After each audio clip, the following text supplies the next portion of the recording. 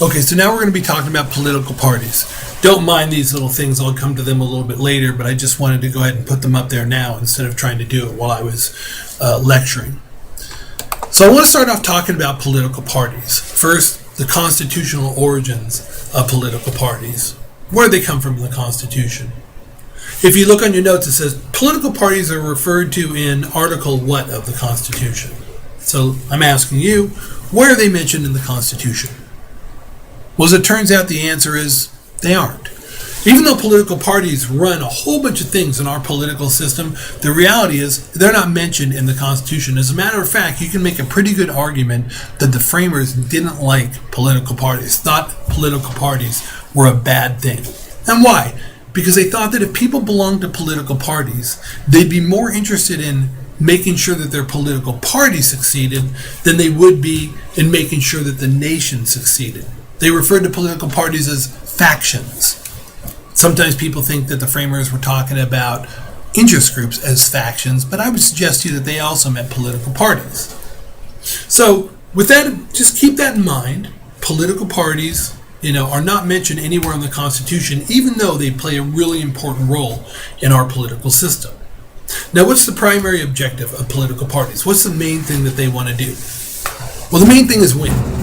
They want to win elections, right? Because if they win elections, then they can control the government. And that's what they ultimately want to do. They want to win elections to gain control of the government, but they want to do it peacefully. They don't want to roll out tanks. They don't want to go ahead and take over that way. They want to go ahead and win elections and take control of the government. And then this is why they're different than interest groups. Interest groups are usually interested in one issue, or it can be a broad issue, but still interested in one issue.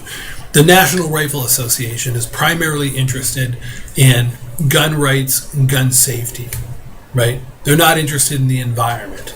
The Sierra Club is interested in the environment, but they're not particularly interested in gun rights or gun safety. This is the way it works. Interest groups are usually interested in like a policy area, or maybe sometimes one policy.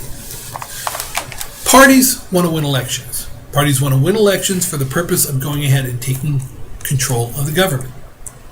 Now, the secondary objective, the second thing that parties want to do, is parties want to pass laws that the party supports. Democrats believe in certain things, Republicans believe in certain things, and so the other thing the party wants to do is, if they're lucky enough to gain control of the government, they want to go ahead, they want to be able to do the things that they promised voters that they would do when they were running. So, with that as the backdrop, I want you to think about what it is political parties do in terms of, for us, as like sort of people, as citizens. What do they do? Because I'm going to talk about the parties in a way that's very different than the way the book talks about it. Because I want you to understand why parties matter in the real world. Not necessarily sort of theoretically, but where they matter in the real world and what they do. So with that in mind, the bottom line is that parties make it much easier for some citizens to vote. And I want to explain how. Elections, which are so important, elections create an incentive for parties to build a plurality. Not a majority, a plurality. In our system, you don't need necessarily to have a majority of votes to go ahead and win. You don't need more votes. You just need more votes than the other guy. Like if there's an election and one candidate, let's say the Republican gets 48% of the vote, and 42% vote for the Democrat, and 10% vote for the Green Party. The guy or woman who got 48% of the vote, they're going to win. They don't have a majority because they're below 50%. They don't have a majority is at least above 50%. Even a small amount, but at least above 50%. They did 48%, they don't even have a majority, but they do have a plurality. So parties want to go ahead and win elections to go ahead and get control of the government. And so as a result, they need to build a plurality of support. They need to get more support than anybody else. Well, what do they do? How do they try and get that? They want to support issues that will attract a plurality of citizens to support them. They want to go ahead and they want to support positions that when people are listening, they're going like, hey, yeah, I support that too. I support whatever party it happens to be. And then the idea is if you pick the right issues that other people are concerned about, then what will happen eventually is you'll look around and you'll realize, oh, more people support us than support the other party. Well, that's the way it works. But sometimes people think that everybody in a political party sort of believes the same thing, and it's really not like that. People with different interests sometimes join the coalition of party, a coalition that's going to become a party. A coalition just means a group. Let me explain the way it works. Suppose I'm going to start a political party. I decide, I'm going to have a political party. And I go ahead and I say to you, hey, look, I'm getting ready to start a political party. You want to join me? And you go, maybe. What does your party believe in? I said, well, I'm really interested in going ahead and investing more money in education because I think that's the key to the future. Also key to my job, but it's key to the future. And you say, well, I'm not really interested in education. I don't really disagree with you. It doesn't matter one way or another. But I'm really interested in information technology and the way that the things the government can do to make it easier for us to get information, use like the new technologies. I'm like, well, I don't really care about that much, but that's fine. I'll tell you what, be part of my party. I'll support your stuff, you support my stuff. You're like, okay, I'm down with that. I got no real problems with education, so let's do that. Well, we got me with education, you with information technology, and we think, that's not really enough to attract a bunch of people. We need to find some more people. So we go ahead and we find somebody else in the class. And we say, hey man, you want to join our party?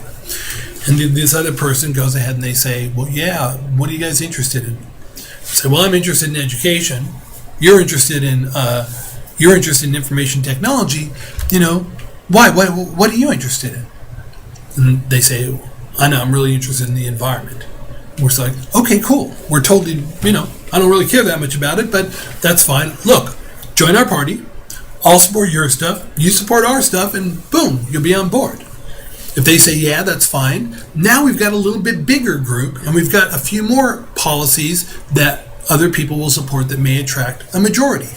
That's the way political parties actually work. And if you think about it, if you think about the political parties and the way they function right now, that's exactly what they do. That's really exactly what they do. They go ahead and they are a coalition of people. Each party, the Democrats and the Republicans, are a coalition of people who don't necessarily all have the same interests. Like, for example, if you look on your lecture notes, what you'll see, it says members of the Democratic Party, and then generally, members of the Democratic Party, generally speaking, believe they support the United Nations and U.S. involvement. They tend to support gun control. They just tend to support access to abortions, and they tend to believe that mankind is contributing to global warming, climate change. Now, what is the connection between all those things? What connects the UN, gun control, access to abortions, and believing that mankind is contributing to climate change? Really nothing. It's just it's a coalition of people who've got together and said, yeah, you know what, we're going to call ourselves Democrats. What about the Republican Party? Generally speaking, people in the Republican Party oppose U.S. involvement in the United Nations, oppose efforts to control the access to guns, oppose increased access to abortions, and don't believe that mankind is contributing to global warming, or if mankind is contributing, it's this much compared to natural sort of phenomenon that's contributing that much. Well, what's the connection between all those things? Why is somebody who opposes U.S. involvement in the United Nations more likely to also oppose abortions and more likely not to believe that mankind is contributing to climate change? There's nothing. There's nothing connecting these things. What you have is, over time, what's happened is the parties have sort of created two bundles of issues. The Democrats have said, hey, you guys, everybody come over here, and we'll call ourselves Democrats. The Republicans said, hey, everybody come over here, we'll call ourselves Republicans. So they've taken a bundle of issues that they've all sort of agree are going to be under the Democrat banner. They've got a bundle of issues, the Republicans, under the Republican banner. And so the idea is that now, if you're a voter, when you go to vote, and if you realize, look, the only people who have a chance of winning are the Democrats or Republicans, so I tell you what, I'm going to vote for one of them.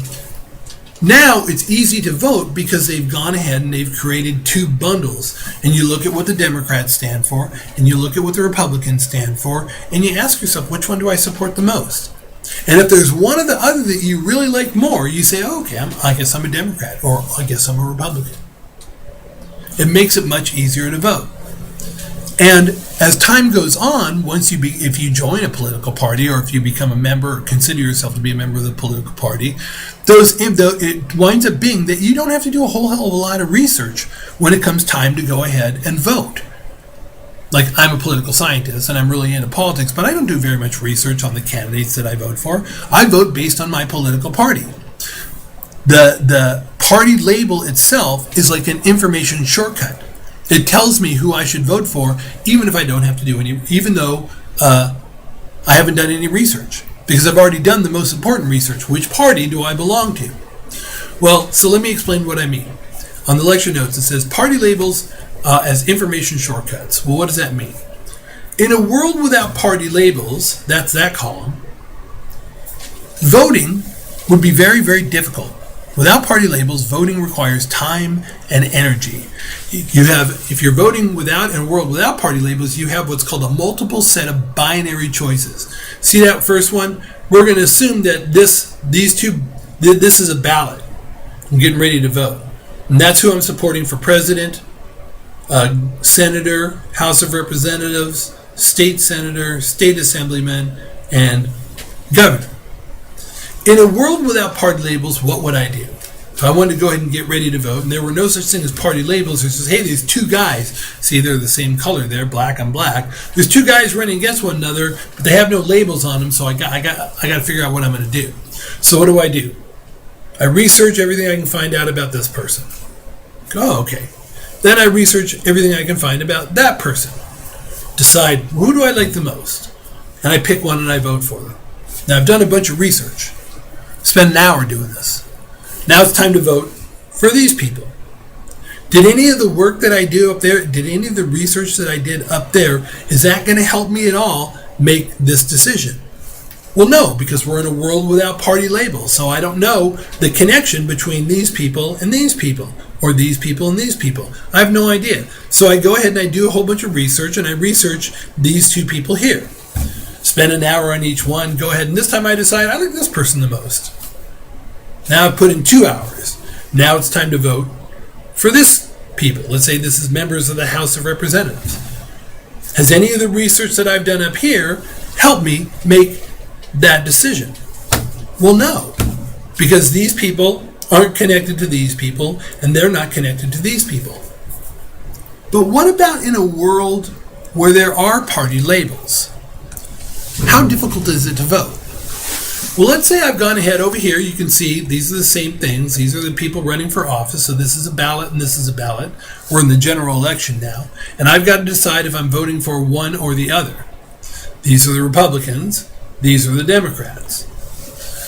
In this case, if I've gone ahead and searched and researched the parties, and I know what the Republicans stand for, and I know what the Democrats stand for, if I clearly like one of their bundles more than the other, it's very easy for me to vote.